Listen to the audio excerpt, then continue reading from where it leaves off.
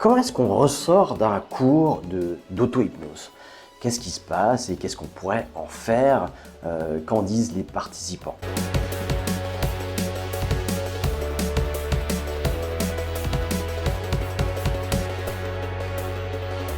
Bonjour à tous, j'espère que vous allez bien et que vous commencez une belle semaine. Nous voilà ensemble pour ce café hypnose. Voilà un petit moment, un espace pour soi, pour avoir quelques réflexions, quelques pistes d'outils aussi pour améliorer sa santé, son mindset, sa vie en général, même ses relations avec les autres et sa relation avec soi-même.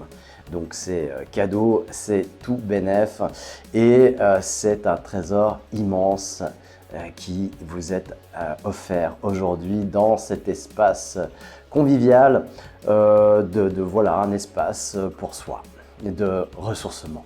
Je m'appelle Gilbert Dagon, je suis hypnopraticien spécialiste vraiment dans toutes les formes d'hypnose. Je pratique l'hypnose en thérapie. Ça, évidemment, c'est quelque chose que, en principe, en tout cas à l'heure où je vous parle, eh bien c'est quelque chose que j'aimerais pas arrêter, que je continue toujours et j'ai énormément de passion. J'ai deux passions, c'est d'aider les gens à travers de l'hypnothérapie, de la préparation mentale et puis de leur enseigner tous ces outils-là pour des personnes qui ont envie juste de découvrir et puis de s'en servir pour eux-mêmes ou pour des personnes qui ont envie aussi d'aider les autres et devenir professionnels, vrais professionnels dans la branche. Donc voilà mes deux passions. Et donc vraiment je suis acteur dans les deux voies et je laisse pas une voie au profit de l'autre. Et ça c'est vraiment important. Il me paraît très important qu'un enseignant en hypnose sache toujours faire des consultations ou accompagner les autres, un minima. Ce que je constate beaucoup, c'est qu'il y a beaucoup d'enseignants d'hypnose qui font plus que l'enseignement depuis 10-15 ans et voilà, ils ont perdu le contact ou la réalité avec le métier. Et ça, c'est à mon sens dramatique. Voilà, ceci étant dit, je ressors ce mardi d'un week-end d'auto-hypnose où j'ai enseigné l'auto-hypnose à des personnes qui étaient curieuses, qui avaient envie d'apprendre, qui des fois dubitatives, qui attendent de voir et puis sont avec beaucoup de questionnements, beaucoup de réticences parfois aussi. Voilà, moi je vous cache pas que je vous ai déjà raconté ça, c'est que quand j'ai commencé l'auto-hypnose, je voulais pas faire de l'auto-hypnose. Alors pourquoi j'y suis allé? Parce que je visais un stage plus loin dans le cursus au fait de cette école-là qui enseignait la communication. La communication hypnotique, c'est-à-dire des biais de communication, comment on pouvait être plus persuasif, comment on pouvait amener à mieux se faire comprendre. Et pour arriver à ce stage, il fallait faire 4 week-ends d'auto-hypnose. Et moi, encore une fois, je vous le répète et je vous le répéterai toujours, je n'y croyais pas, comme beaucoup d'entre vous, comme beaucoup qui commencent à découvrir l'auto-hypnose. Je pensais que c'était du charlatanisme, j'avais des mots très forts, très durs.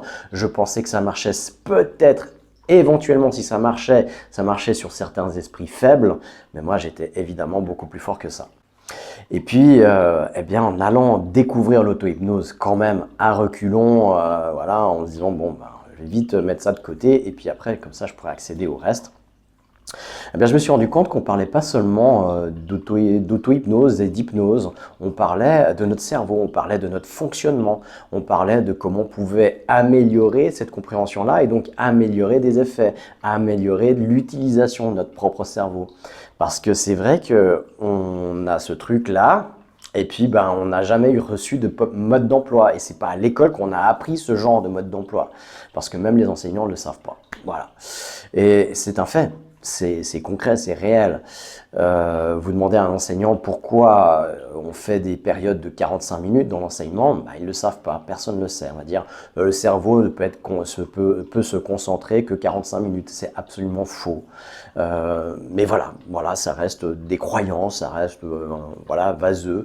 Et donc les gens qui utilisent, qui sont vraiment dans l'enseignement ou dans n'importe quoi, dans leur spécialité, la plupart du temps, ils ne savent même pas l'origine, ils ne savent même pas ce qu'ils font, ils ne savent même pas le pourquoi ils font. Et ça, c'est surtout très important, le pourquoi.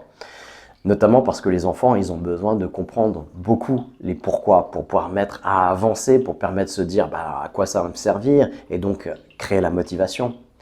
Et c'est pour ça que beaucoup d'enfants ne sont pas motivés à l'école. Parce qu'on leur explique pas pourquoi ils apprennent ça. Et puis la plupart du temps, il n'y a même pas de pourquoi. C'est parce que, voilà, 3 petits points. Et même pas, c'est point final. Parce que, point final. C'est tout. Et c'est là qu'on voit, eh bien, j'en discutais avec mes participants, donc ça réveille tout ça, hein, on comprend mieux son fonctionnement.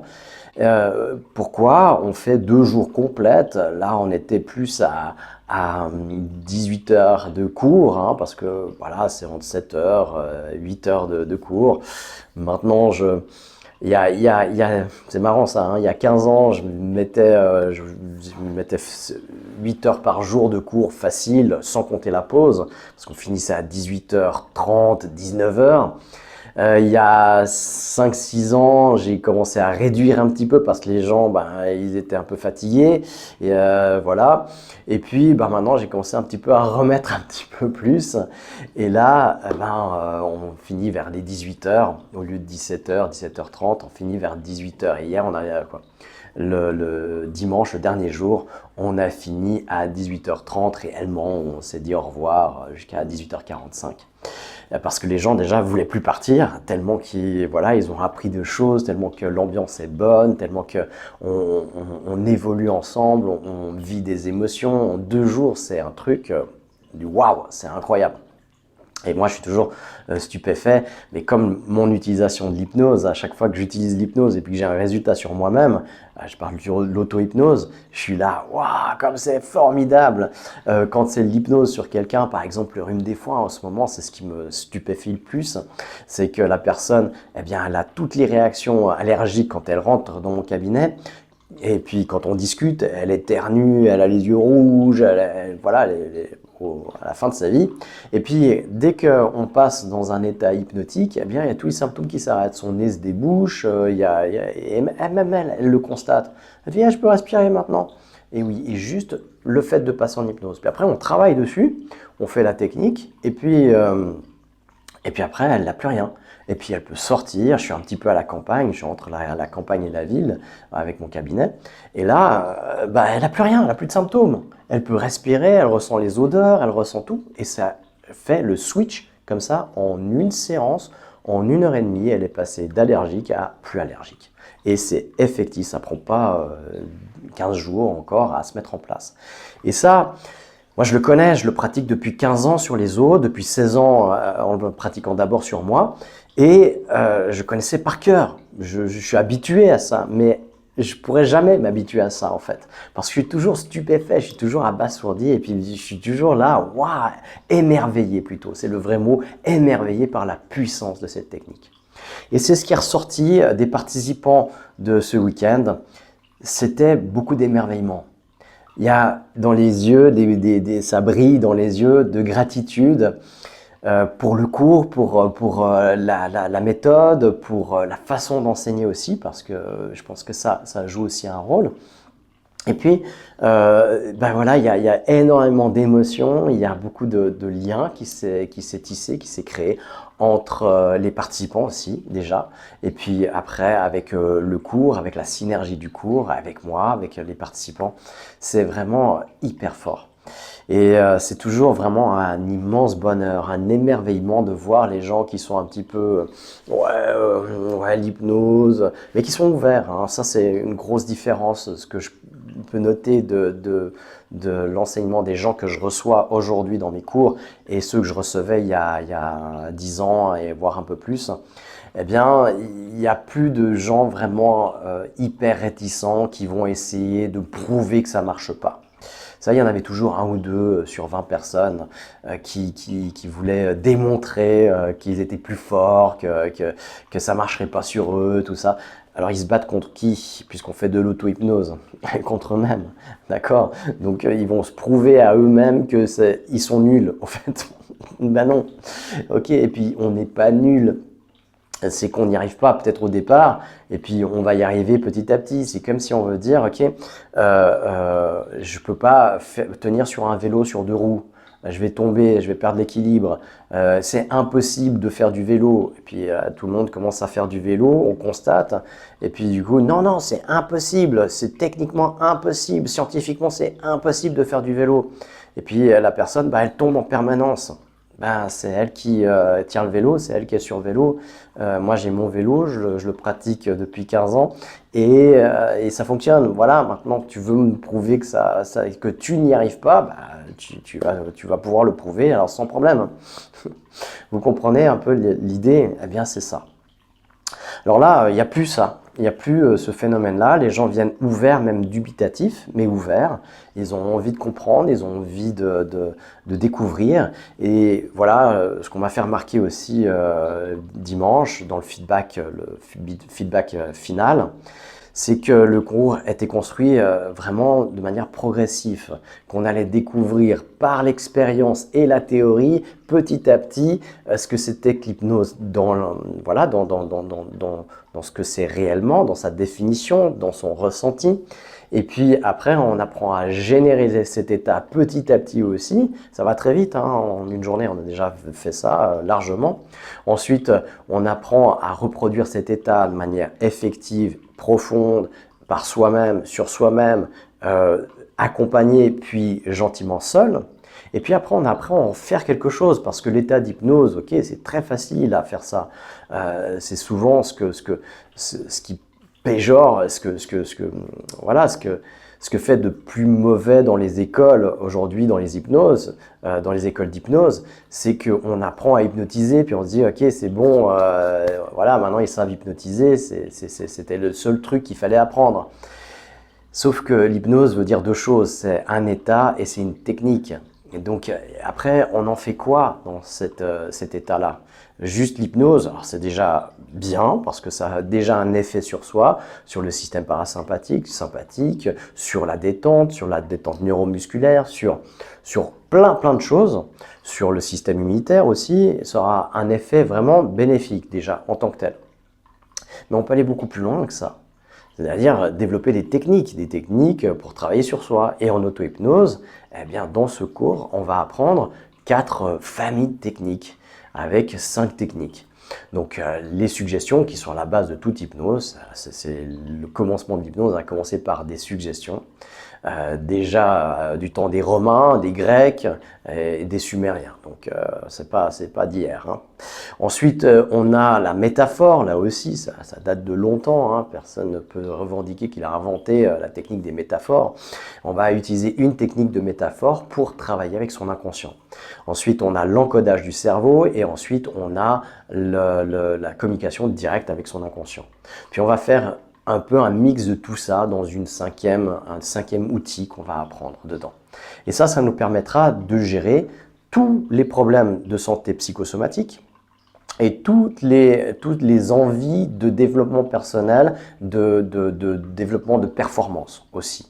Que ce soit dans un sport, que ce soit pour apprendre à accoucher sans douleur, pour voilà, 1000 autres choses, pour changer son mindset, pour changer la procrastination en motivation, en action. Donc, toutes ces choses-là, c'est très facilement applicable avec ces techniques. Quand on a fait ces 2 jours, eh bien, on est capable d'être complètement autonome dans tous ces sujets-là. Et ça, c'est juste fantastique. Donc voilà, et ça c'est le plaisir vraiment que j'ai, c'est un immense bonheur d'accompagner les gens voilà, quand ils n'ont pas le temps d'apprendre et puis de devenir autonomes et puis d'apprendre à les aider à comprendre comment devenir autonome, à leur donner ces outils-là. Et ça, voilà, je suis toujours actif là-dedans. Vous pouvez me rejoindre, évidemment. Le dernier cours de ce semestre sera le 20 et 21 juin. Donc voilà, je fais pour les enfants aussi spécifiques, pour les ados aussi, parce qu'on peut voir qu'il y a une petite différence entre enfants et ados. Il y a des thématiques qui sont plus spécifiques à l'un et à l'autre. Et c'est bien dans ces cours, on peut vraiment travailler spécifiquement. Pour les enfants, c'est le samedi 13 juin c'est de 9h à 16h30. Là, souvent, des parents sont aussi dubitatifs en disant « Ouais, mais il tiendra jamais toute la journée. » Sur 10 enfants que j'ai eu une fois, eh bien, il y a eu 7 parents qui m'ont dit « Ouais, mon enfant, il a de troubles déficit d'attention, il tiendra jamais toute la journée. » À la fin, ils n'arrivaient plus à partir. D'accord? Et on a fait une pause de 45 minutes au lieu d'une heure à midi, tellement qu'ils étaient motivés, ils étaient à fond, ils avaient envie et tout ça. Donc, encore une fois, c'est pas le problème des enfants d'avoir un trouble déficit d'attention. C'est un problème d'enseignement. Et ça, c'est ce que j'ai pu vraiment le constater et vraiment prouver. C'est encore une fois, voilà, dès qu'il y a un enfant, il est curieux par nature, dès qu'on éveille sa curiosité, eh bien, il va à fond, il va à fond. Et il faut juste pas le retenir, voilà, parce que si on le retient, ben, il va s'ennuyer, puis là, il va commencer à faire n'importe quoi. Et c'est normal, mais nous, en tant qu'adultes, on ferait exactement la même chose. Donc, on ne peut pas attendre des enfants qui soient différents, sous prétexte que ce sont des enfants. Non. Donc voilà, soyez les bienvenus. Vos enfants aussi sont les bienvenus le 13 juin. Notez ces dates et puis ça vaut le coup de se libérer parce que c'est juste un week-end, c'est peut-être tout un week-end aussi, mais c'est un week-end qui assurément changera votre vie. Et c'est pas moi qui le dis, c'est les participants eux-mêmes. Je vous souhaite une excellente semaine et à bientôt pour une autre vidéo.